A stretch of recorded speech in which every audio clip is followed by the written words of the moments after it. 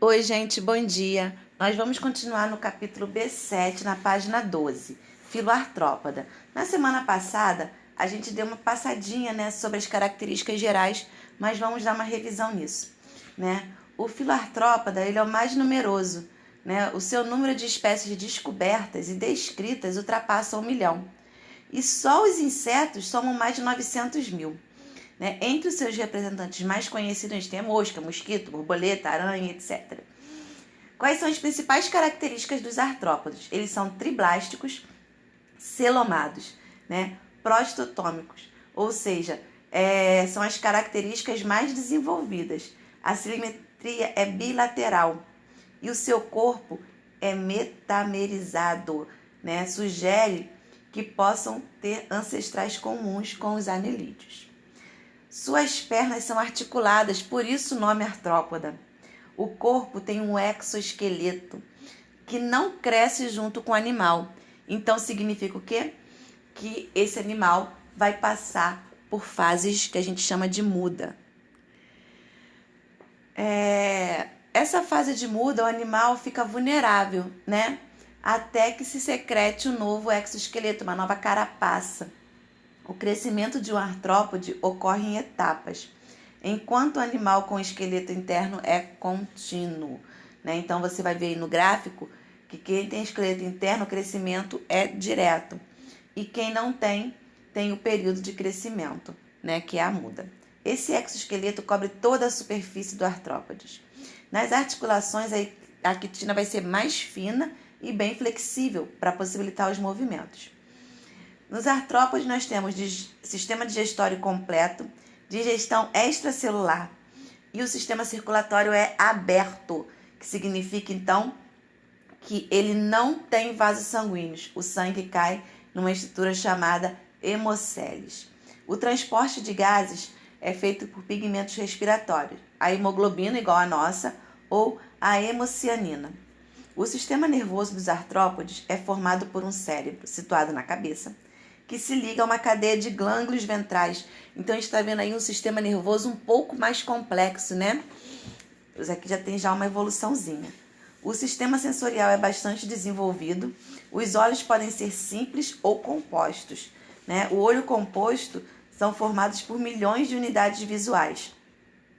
Podem ter pelos e cerdas que funcionam como receptores químicos. A classificação. Eles vão ser classificados em trilobitas, que são animais extintos há milhões de anos. O insecta, que é o maior grupo, que é o grupo com maior número de espécies, como a barata, grilo, mariposa, mosquito. Os insetos possuem o corpo dividido em 3 partes, cabeça, tórax e abdômen.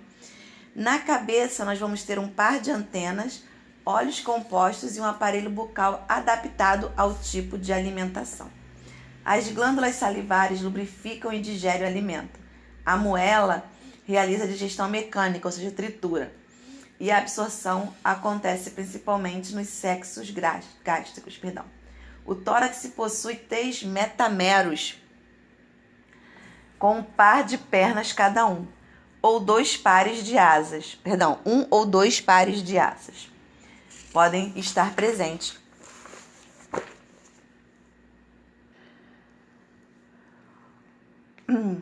O sistema respiratório é o tipo traqueal. O ar entra e sai por espiráculos, que são aberturas no tórax e no abdômen, e circula por meio de uma rede de traqueias. A traqueia leva o gás oxigênio diretamente aos tecidos e do tecido recolhe o gás carbônico, que também é eliminado pelos espiráculos. Portanto, nos insetos, a hemolinfa transporta nutrientes e excreta, mas não transporta os gases respiratórios. A excreção é feita por uma estrutura chamada túbulos de Malpighi, que são projeções do sistema digestório. O principal produto da excreção é o ácido úrico.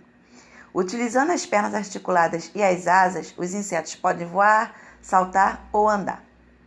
Os insetos são, na maioria, dioico, com fecundação interna, ou seja, sexo separado, fecundação interna, a copulação, com o aparelho ovopositor, algumas fêmeas perfuram frutas, animais ou solo, onde depositam seus ovos. O desenvolvimento embrionário, a larva pode sofrer várias transformações, chamadas de metamorfose. E nós vamos ter vários tipos, né? De metamorfose.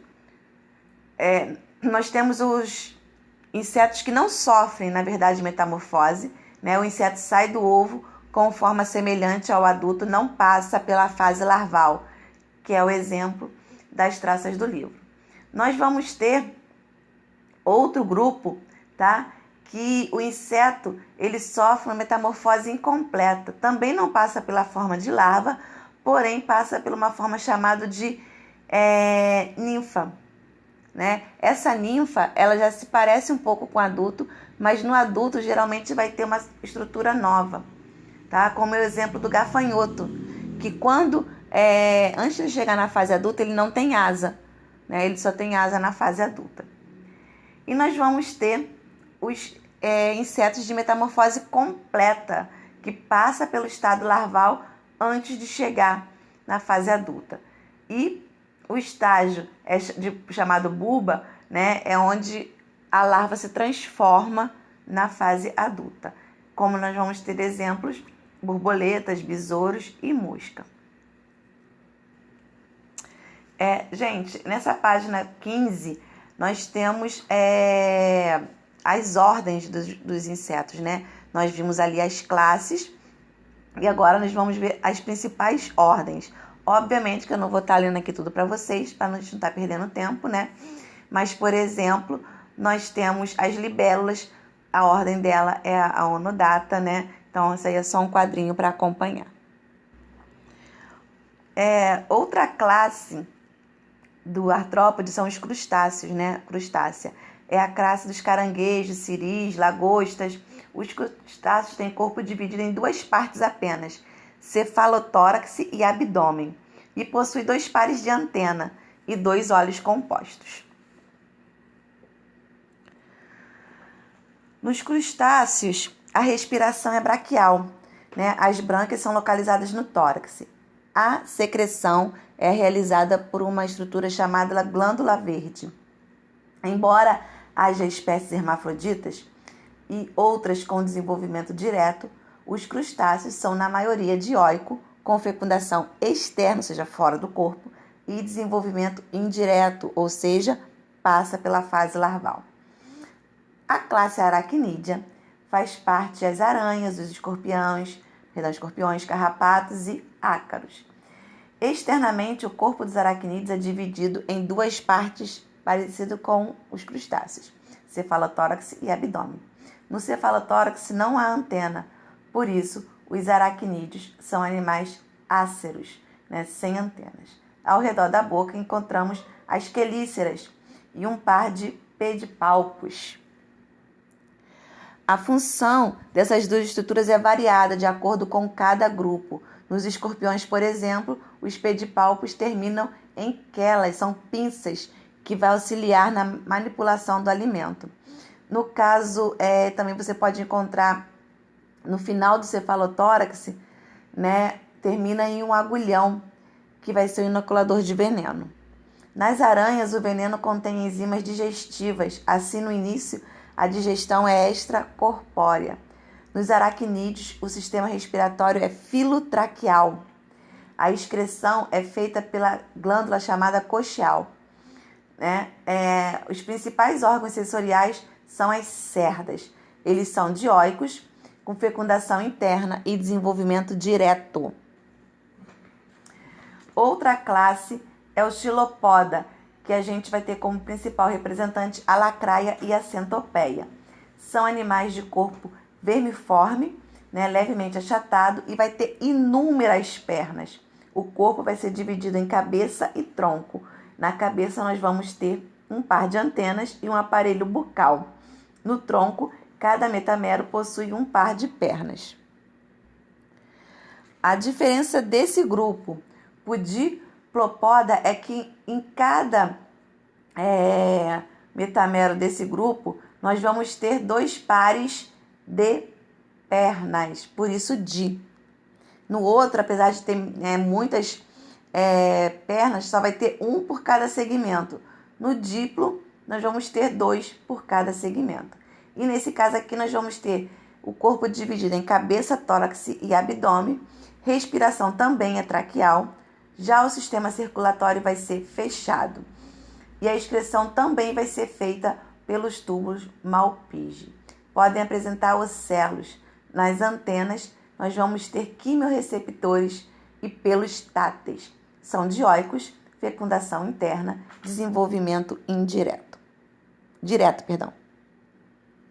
Bom, gente, nós vamos terminar por aqui.